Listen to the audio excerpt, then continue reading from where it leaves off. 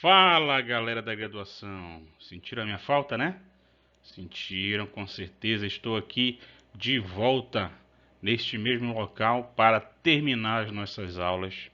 E não haveria como terminar sem falar da urbanização na Amazônia, tá? Então, nosso último tema, urbanização na Amazônia. Temos aí a cidade de Belém, tá? Linda Belém, com todos os seus, né, as suas contradições, mas é uma cidade maravilhosa. Quem conhece e quem tem contato com essa cidade sabe que ela precisa de muitos cuidados. E temos eleições para prefeito este ano. Este ano é o ano que mais se fala nas cidades, né? Onde as pessoas começam a falar sobre os principais problemas da cidade e tal. Pois bem, então nós vamos falar de urbanização na Amazônia. Mas primeiro, né, nós temos aqui um tema que é o seguinte: como que as pessoas chegaram, né, na Amazônia? Olha, isso aqui, segundo as teorias científicas mais avançadas, né, dizem que o homem tem uma origem africana, mas há teorias que dizem que antes da África já havia outros pontos de origem humana, né? Há várias teorias. Mas a teoria mais forte é que, né, a origem do ser humano, do Homo sapiens que nós conhecemos, ele se deu aqui na África, né? Depois se estendeu até a Europa, né?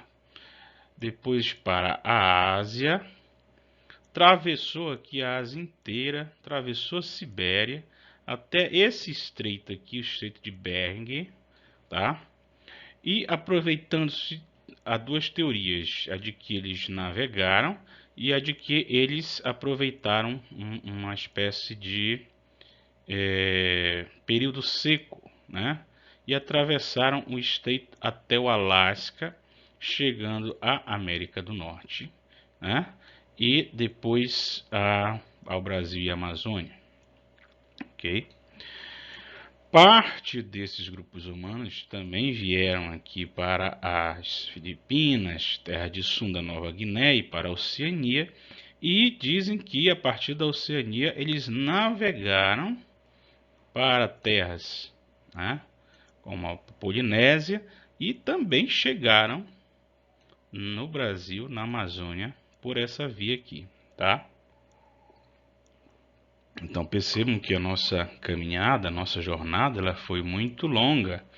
E o Brasil e a Amazônia foi um dos nossos últimos redutos aí, há uns 9.000 anos atrás, tá bom?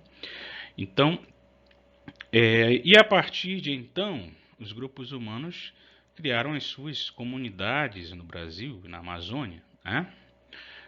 Dizem que não havia cidades, mas essas teorias estão sendo aos poucos quebradas, porque, né, há vestígios muito fortes da existência de cidades, inclusive cidades com população muito, né, elevada, que chega a milhares de habitantes, né, como essa cidade aqui da antiguidade, em que havia uma população bem grande, né, até maior do que Portugal, né, a população de Portugal especificamente, tá? Então, vamos lá.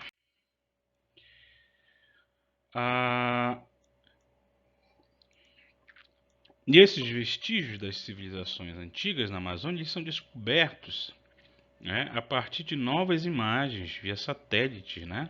Como aconteceu aqui no satélite Flyover, revelam mais de 200 grandes terraplanos geométricos esculpidos na bacia amazônica, perto da fronteira do Brasil com a Bolívia.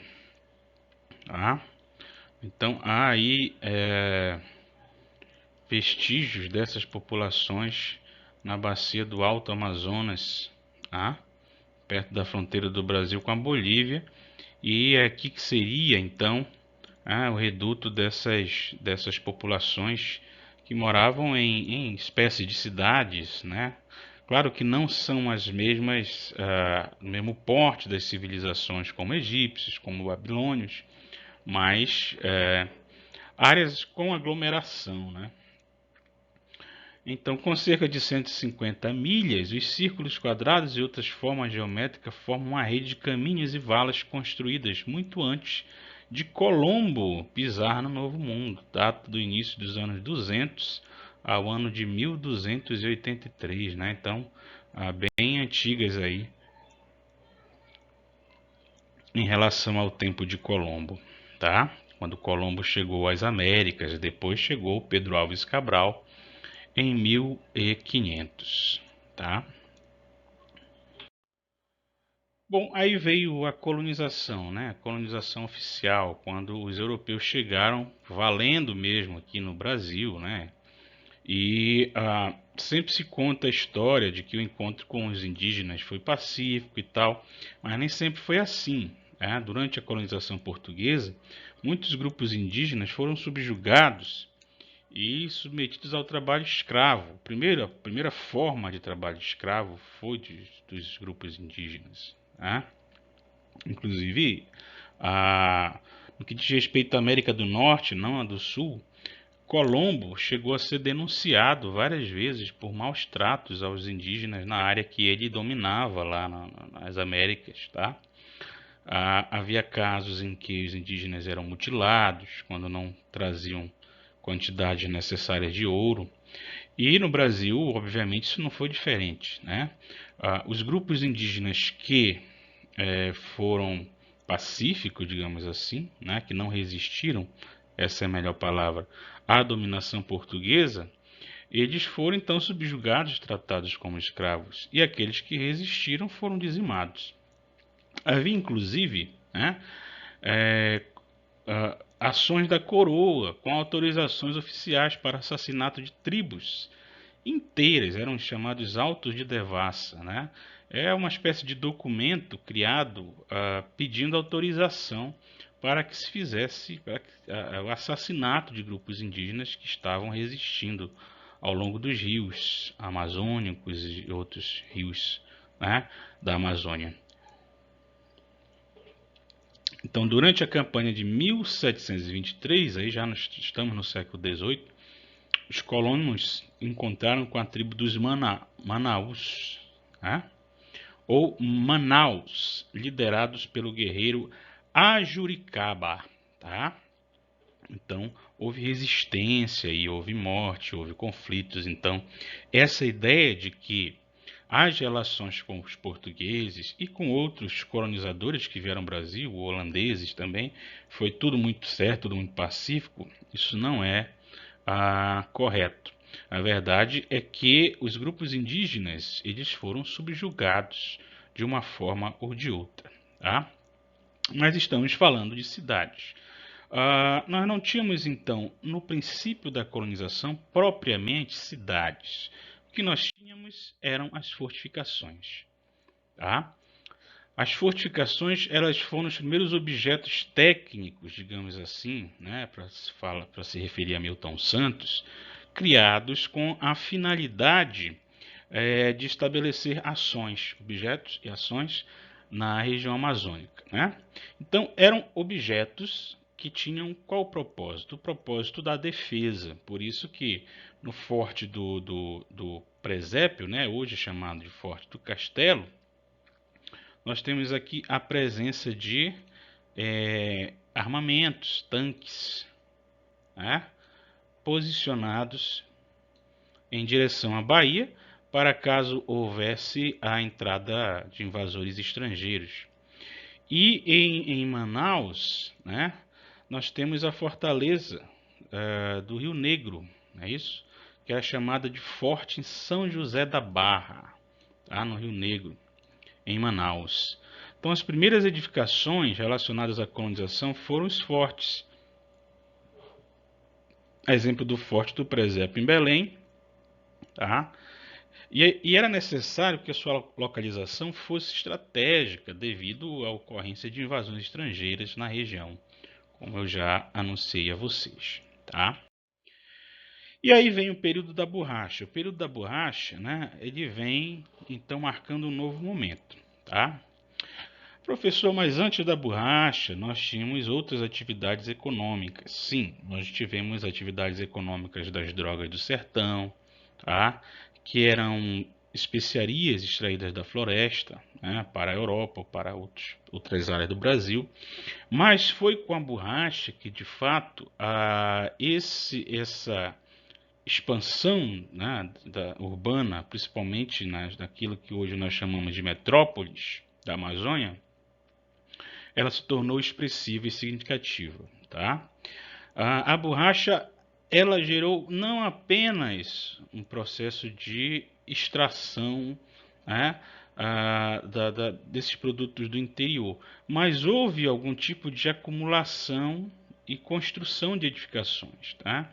Então, o capital, digamos assim, né, não era uma relação propriamente capitalista porque não tinha o trabalho, era pré-capitalista, né? Mas aquilo que era gerado, aquele valor que era gerado, ele era transformado em casas, em edifícios, em prédios, tá? Na Amazônia, em alguns pontos da Amazônia, tá? Não em toda a Amazônia. Claro que aquilo que se fazia na Amazônia era ínfimo em relação aos lucros que isso gerava em outros países, né? Como a própria Inglaterra, que já no século XIX estava desenvolvendo um processo industrial bastante avançado, tá? E mais tarde os Estados Unidos, como as indústrias Ford, enfim. Então predominou no século XIX, mas foi até o século XX, mais ou menos até a década de 60 do século XX, tá? Marcado pela introdução de um sistema de aviamento, tá, gente? Aqui tá diferente.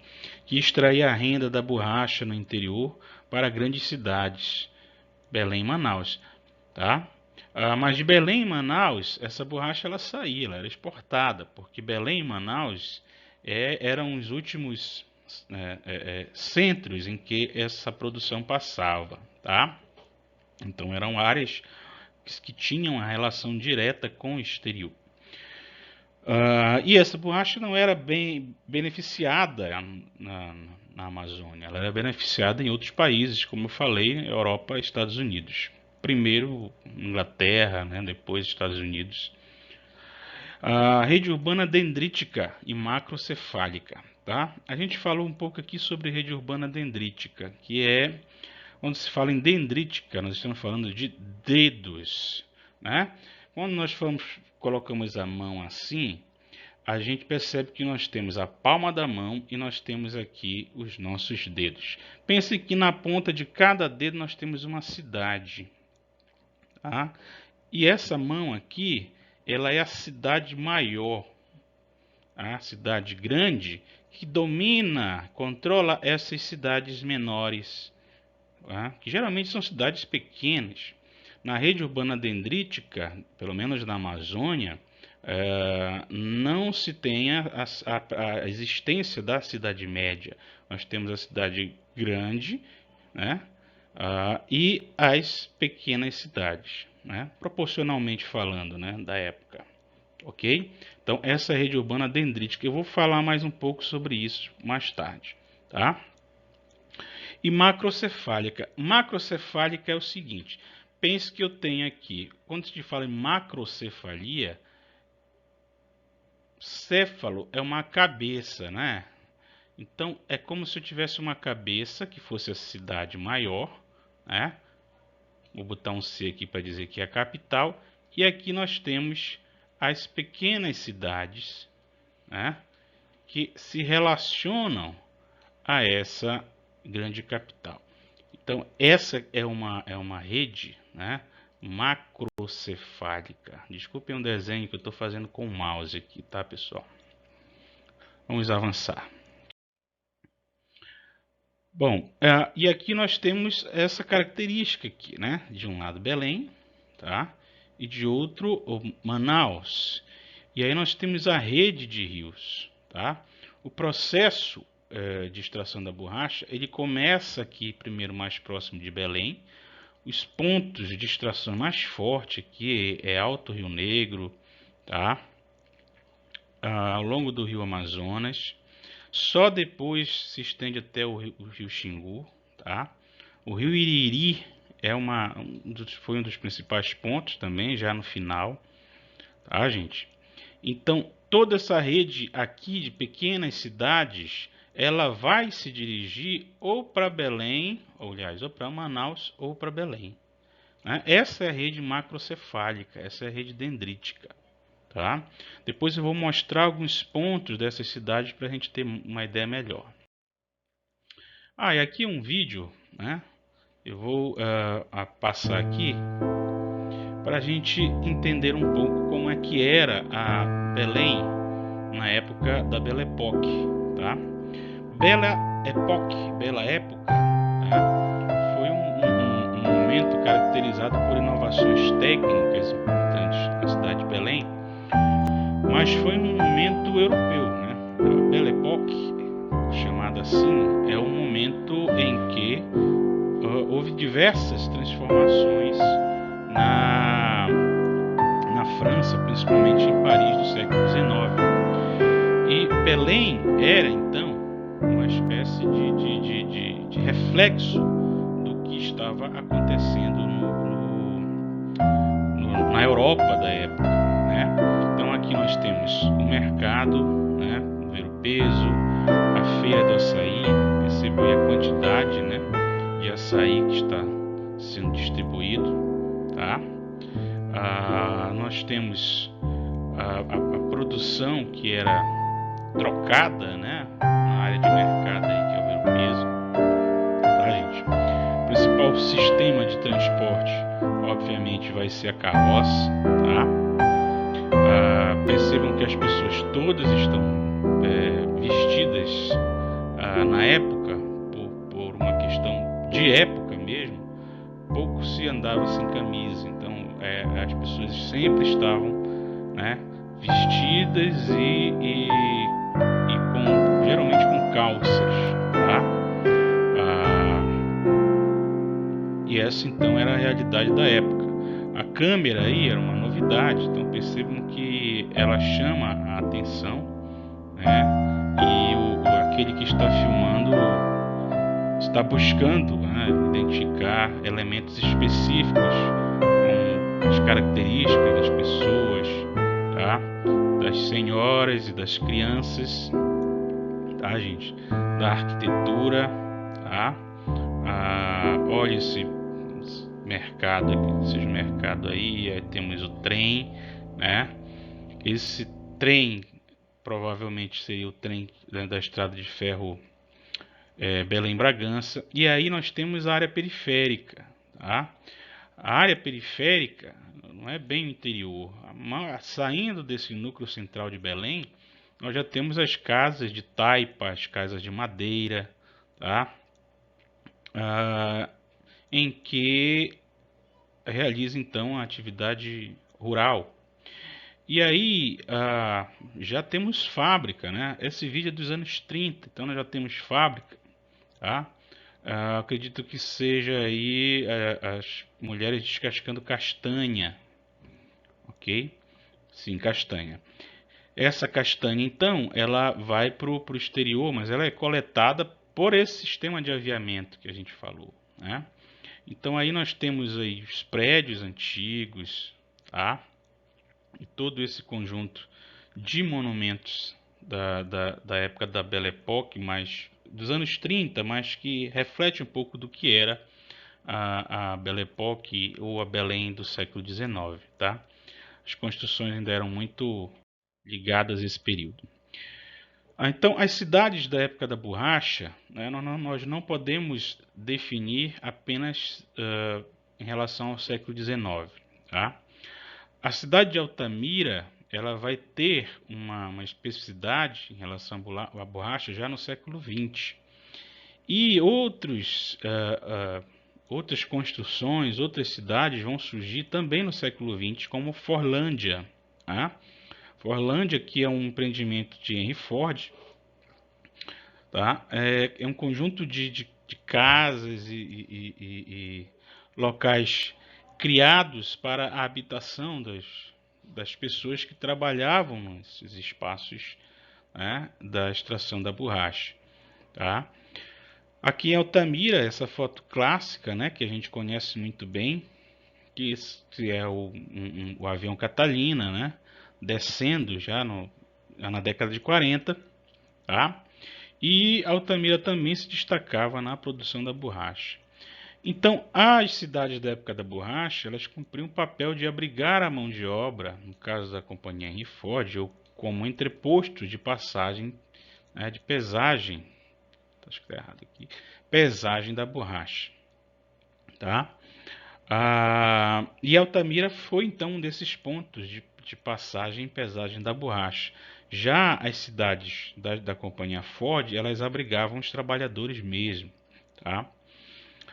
A cidade de Altamira, antes relacionada ao empreendimento escravagista, que era o do Gaioso, né, que foi em 1898, foi posteriormente utilizado como entreposto de troca e pesagem da borracha, né, uma área chamada Forte Ambé, controlada por um coronel, né, que foi bastante importante na época, que é o coronel José Porfírio. E durante a Segunda Guerra, a cidade de Altamira passou por melhorias, né, a gente fala melhorias, mas algumas construções urbanas, né, cemitérios, igrejas, casas, a prefeitura, a Câmara de Vereadores, aquela área antiga lá, tá? Relacionadas à atividade da borracha. Desculpe aí, gente. E aí então veio a colonização agrícola e a gente salta então para um outro momento, tá? E aqui nós temos o aspecto das colônias agrícolas, tá? A colônia a Agrópole de Brasil Novo, tá? E aqui também outra colônia agrícola da época. Eu não consegui encontrar o nome dessa aqui especialmente, mas aqui eu sei que é a Agrópole de Brasil Novo, né? Então, com a colonização agrícola, nós temos, né, a gente vê surgir novos vetores econômicos. Então, com base na política dos militares, houve a criação de planos nacionais de desenvolvimento, que é o PND, aí teve o primeiro PND, o segundo PND, assim como os planos de desenvolvimento da Amazônia. Então, começa um processo de geopolítica, né, geopolítica da Amazônia. Então, as áreas, por exemplo, né, de colonização rural, né, são essas áreas aqui, que é a área da colonização pública, e aqui nós temos a construção da rodovia, no caso a rodovia transamazônica, tá? E as áreas próximas às estradas foram federalizadas, e em suas margens foram assentados colonos. Trata-se do Plano Integrado de Colonização, que é o PIC, tá? O projeto se baseava na construção de agrovilas, agrópolis e rurópolis, ou seja, os núcleos urbanos que dariam suporte ao processo de colonização. Então, Berta Beck diz que a fronteira amazônica ela já nasce urbana. Ela nasce urbana por quê? Porque é a cidade que comanda o processo, é a cidade que dão suporte a essas atividades que se desenvolvem no campo. Tá? E aqui um vídeo sobre a Transamazônica, né? Que mostra o processo de construção. É um vídeo bem ufanista, né? Que é o que seria o ufanismo? Seria aquela ideia de que tudo que se está fazendo, que tudo que o governo faz, ele é benéfico para a sua população e tudo é feito pensando na ideia de desenvolvimento. Na visita que efetuou ao município de Altamira, então, aí nós em plena temos selva amazônica, o presidente Médici inaugurou oficialmente os trabalhos de construção da rodovia transamazônica, instrumento eficaz de ampliação das fronteiras econômicas do país e uma das obras essenciais do Programa de Integração Nacional elaborado pelo atual governo. Foram deslocadas para a área, né, para a abertura da Transamazônica, tá? Aí a gente tem uma imagem, acho que é daquela castanheira que foi cortada e inaugurada pelo presidente. Isso foi dito pelo presidente Médici. Então ele chegou na área e teve A toda uma colonização filmagem. da Amazônia essa é filmagem dificultada pela escassez relativa de momento aí. transportes. E O os lançamento de técnicos, vias terrestres de penetração, servindo de complemento ao sistema de rios navegáveis, torna-se, portanto, na um mata para imperativo. medir, né? E saber por onde vai passar a rodovia, tá? As medições, então, para a construção da Transamazônica e a inauguração do seu marco é um inicial, passo imenso, né? No sentido da ocupação máquinas, racional então, de uma área que, né? se caracteriza por um vazio demográfico só comparável avançando em relação à floresta, né?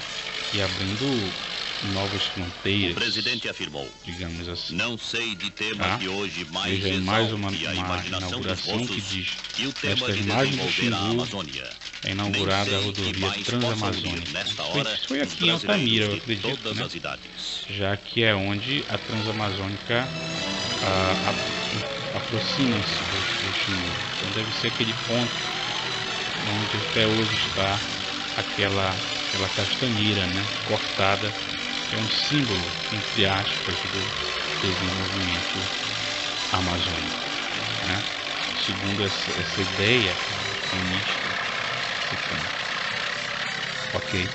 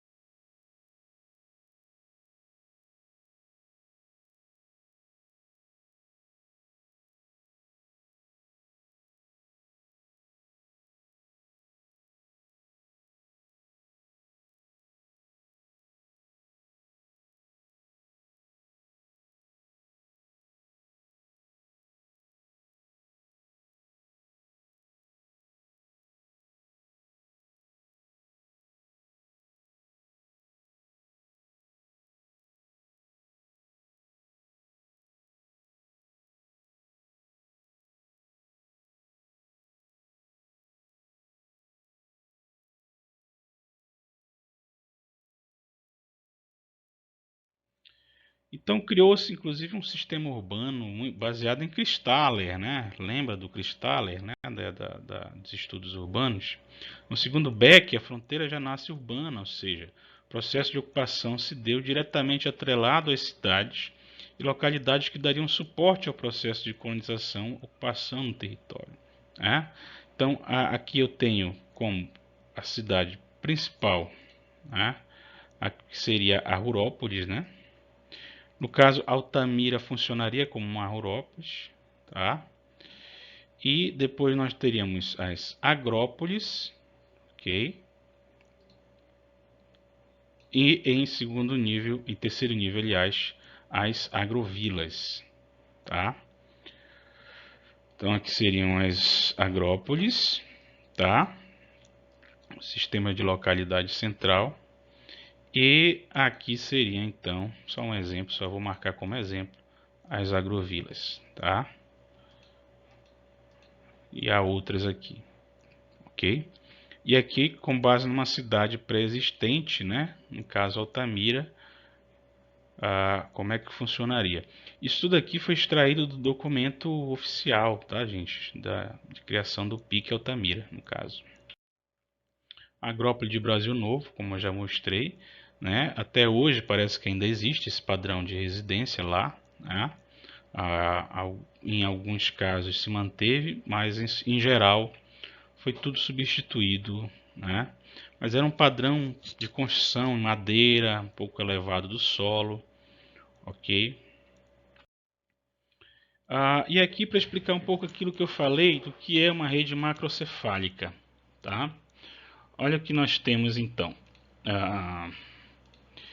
Belém e Manaus, né? Aqui ainda 1970, né?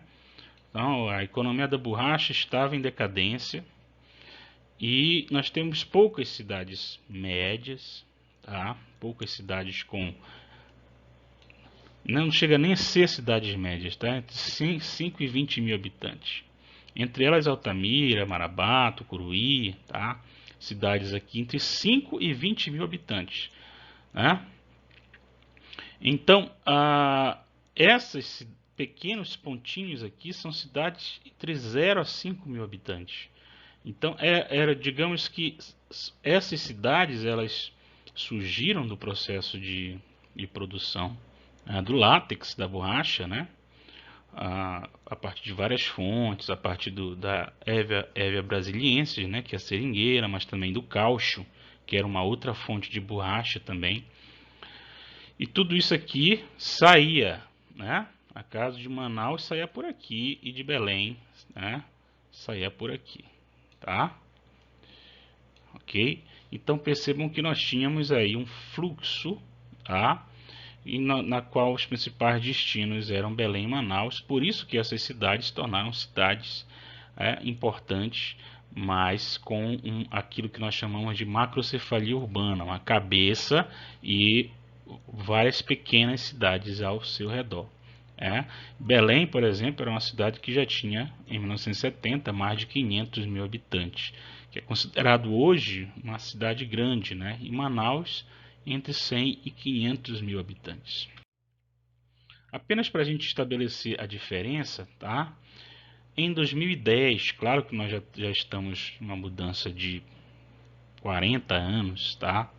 Mas olha como Manaus conseguiu crescer mais que Belém por conta do projeto econômico que foi desenvolvido lá, né? Que é a criação da Zona Franca de Manaus, que atraiu várias empresas, né? Inclusive estrangeiras, para a produção de produtos eletroeletrônicos, produtos da linha branca. Belém também cresceu, né? Belém cresceu. E estamos na faixa aí das metrópoles de entre 1,5 milhão e 2 milhões de habitantes. Mas o que chama a atenção mais do que o crescimento de Belém e Manaus é a presença das cidades, tá? Das cidades de 100 a 500 mil habitantes, né? Aí temos Marabá, temos Santarém, Altamira chegando perto disso, mas temos Macapá, temos Boa Vista, temos Rio Branco, Porto Velho, tá? ok? Então já temos aqui uma quantidade de cidades, né? Acredito que seja Araguaína, né? Aqui Palmas, tá? E temos uma grande quantidade de cidades entre 100 e 500 mil habitantes. Ou seja, a Amazônia também entra naquele processo que a gente falou, que é do crescimento das cidades entre 100 e 500 mil habitantes, né? Que torna diferente o mapa, né? Digamos assim, né? ou a configuração urbana do Brasil inteiro, não só da Amazônia, mas na Amazônia demonstra ser bastante interessante, tá? E aí falar um pouco sobre essa urbano-diversidade, né, que é aquilo que o professor Sancler, uma expressão que o professor Sancler utilizou para denominar as diferenças, não apenas as desigualdades, mas diferenças, ou seja, há uma diversidade no processo de urbanização que a gente precisa reconhecer. Tá?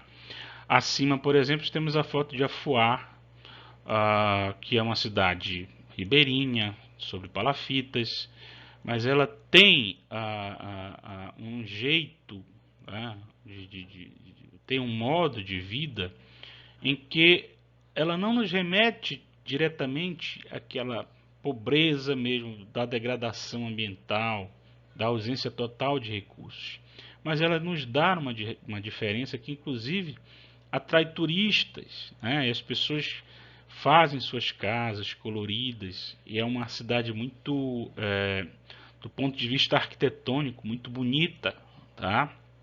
Do ponto de vista estético, né? A estética, é claro que é um juízo de valor, então fazendo um juízo de valor, né?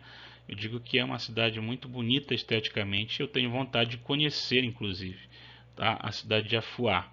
Então, ela não remete àquela cidade ribeirinha, da degradação ambiental, da pobreza extrema, do lixo, tá? Ela é uma cidade ribeirinha que nos faz ter outros sentimentos, tá? Que inclusive nos faz pensar em que poderia ser diferente, que as cidades ribeirinhas da Amazônia elas poderiam ser valorizadas, ao invés de uma valorização apenas da terra firme, né? Como acontece muitos casos de que as pessoas são removidas e são levadas à terra firme, como se isso fosse o melhor para elas, e nem sempre é o melhor para as pessoas isso, tá? Nos exemplos ao lado, então, Afuá e Manaus, aí mostrar a metrópole, né, que é Manaus e né, a sua grandeza, né, em termos de prédios e de elementos modernos. E não podemos parar de pensar também, né, deixar de pensar na desigualdade e na segregação, tá? E quando a gente fala de Amazônia, essa desigualdade ela acaba, né, estando um pouco relacionada aos rios, que passam a ser espaços onde as populações vão buscar para a moradia, tá? E nem sempre esses espaços eles vão estar em melhores condições.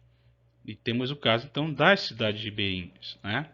Que apesar de ter aquela característica que foi colocada em relação à cidade de Afuá, são cidades onde as populações ainda sofrem com a ausência de saneamento, né?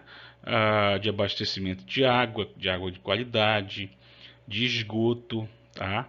Então são coisas que do ponto de vista urbano a gente não pode relativizar, né? Eu preciso pensar que as pessoas que vivem nas cidades ribeirinhas, elas também têm o direito àquilo que o Lefebvre chama de sociedade urbana, né? O direito à cidade, então, ele precisa incluir essas pessoas. Então, a gente pensa no ribeirinho, às vezes, de forma um pouco romântica, né? Tá ali na beira do rio, deve ser muito bom comer o peixe com farinha, que peixe gostoso. Mas comer o peixe todo dia, né? Não ter uma base alimentar diversificada já não é bom. Diferente de você falar isso quando você tem um supermercado onde você tem uma variedade de produtos alimentícios à sua disposição, né? E glamorizar a vida ribeirinha, tá? Por outro lado, nós não podemos também dizer que a vida ribeirinha é uma vida que não merece ser considerada do ponto de vista das políticas públicas. Este, inclusive, é o grande desafio.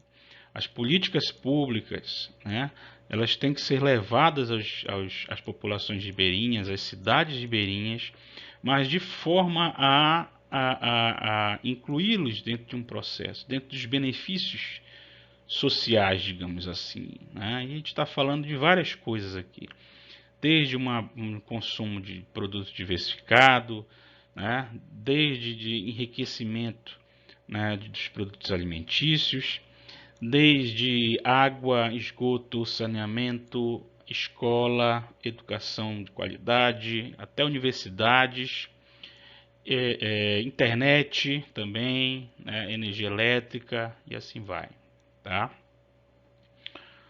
Então, pensar as cidades ribeirinhas do ponto de vista de seus direitos de modo mais amplo, tá? Aqui é uma foto de Melgaço, foi tirada por uma orientanda minha, né, que é a Leide. E eu pergunto a vocês, o que é mais evidente nessa cidade? Quando você chega hoje, o que é que você vê primeiro nas cidades ribeirinhas? Ah, as antenas, mostrando aqui que nós já temos modernidade, interconexão em alguma das cidades, né? Depois, a igreja, antes a igreja era o primeiro ponto de vista, depois passou a ser a antena, né?